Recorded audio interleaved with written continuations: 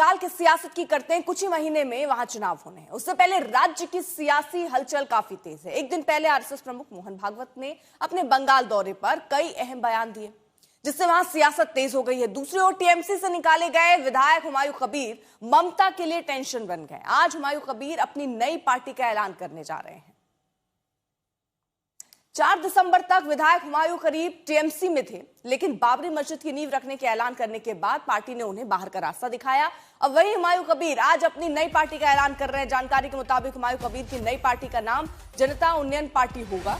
इसकी घोषणा वो आज करने जा रहे हैं। इसके लिए बेलडांगा में बड़ी तैयारी की जा रही है। लाखों की संख्या में समर्थकों के जुटने का दावा किया जा रहा है।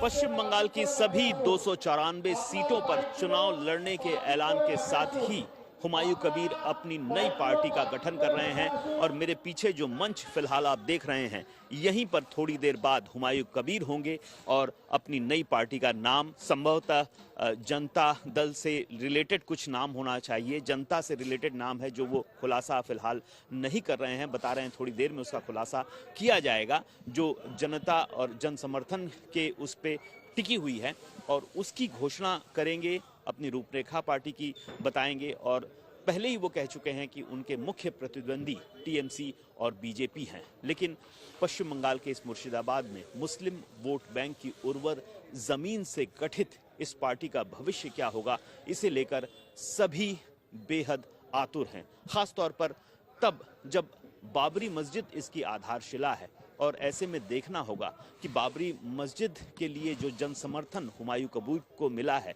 क्या वो उनकी राजनीतिक पार्टी के लिए भी मिलेगा? क्या वो ममता बनर्जी के मुस्लिम वोट बैंक में सेंध लगाने में कामयाब होंगे? क्या अपना उनका अस्तित्व बड़ा हो पाएगा? ये सब सवाल फिलहाल सामने हैं और पार्टी का गठन थोड़ी देर में होने वाला है।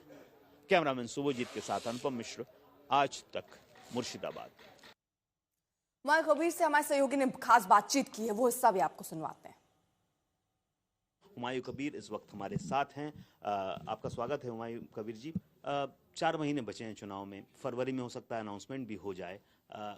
ममता बनर्जी के खिलाफ मुख्य मुकाबला रहेगा या किसके खिलाफ मुख्य मुकाबला रहेगा? बीजेपी आपकी मुख्य प्रतिद्वंदी रहेगी, कांग्रेस और सीपीएम के बारे में क्या सोच रहे हैं? कांग्रेस तो आज के दिन में असेंबली में 0 है, सीपीएम भी 0 है। कांग्रेस का एक बहिरन विश्वास चुनाव में बाई इलेक्शन में जीता सागर दिघी, वो भी तृणमूल को पास किया। वो सब सोच लीजिए बाद में क्या होगा, लेकिन इलेक्शन कमीशन जो इलेक्शन डिक्लेयर करेगा उसी टाइम तो सब लोग में ही वो ममता बनर्जी भी केयर टेकर चीफ मिनिस्टर बन होगा और मेरा तो सब पब्लिक हो जाएगा अगले दिन के था।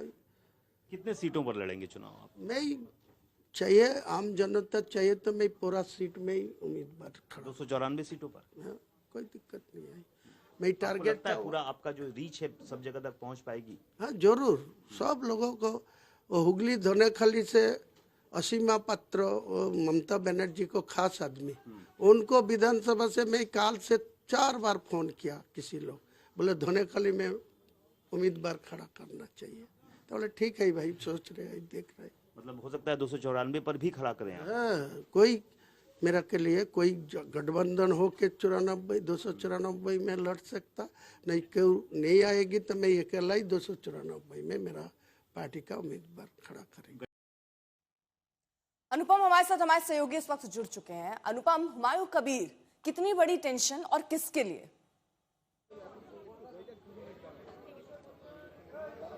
जी बिल्कुल अर्पिता, इस वक्त यही सवाल सबके मन में है और मेरे पीछे आप देख सकते हैं वही मंच है जहां पर थोड़ी देर में हुमायूं कबीर अपनी नई पार्टी का ऐलान करने वाले हैं। और उन्होंने कल दावा किया था कि लगभग 4 लाख लोग यहां जुटेंगे। ऐसे में सवाल यही है, क्योंकि देखिए हुमायूं कबीर की पार्टी की जो आधारशिला है वो बाबरी मस्जिद है। अब बाबरी मस्जिद के जो जगह है वहां पर तो लाखों लोग जुट रहे हैं, क्या लेकिन वही लोग हुमायूं कबीर के साथ आएंगे जब वो राजनीतिक पार्टी का गठन करेंगे? क्या वो ममता बनर्जी के लिए उतनी बड़ी चुनौती बन पाएंगे, ये सब आने वाले दिनों में तब पता चलेगा जब जो जनसमर्थन फिलहाल बाबरी मस्जिद के लिए जुट रहा है, अगर वही जनसमर्थन उनको राजनीतिक पार्टी के तौर पर मिलता है। और इसका खुलासा तभी हो पाएगा जब धीरे धीरे वो रैलियां करेंगे, रैलियों में लोगों की भीड़ जुटना शुरू होगी, तब समझ में आएगा कि आखिर वो कितनी बड़ी टेंशन हो सकते हैं ममता बनर्जी के लिए। लेकिन फिलहाल तो वो पार्टी गठन कर रहे हैं, ऐलान कर चुके हैं 294 सीटों पर पार्टी का गठन करेंगे।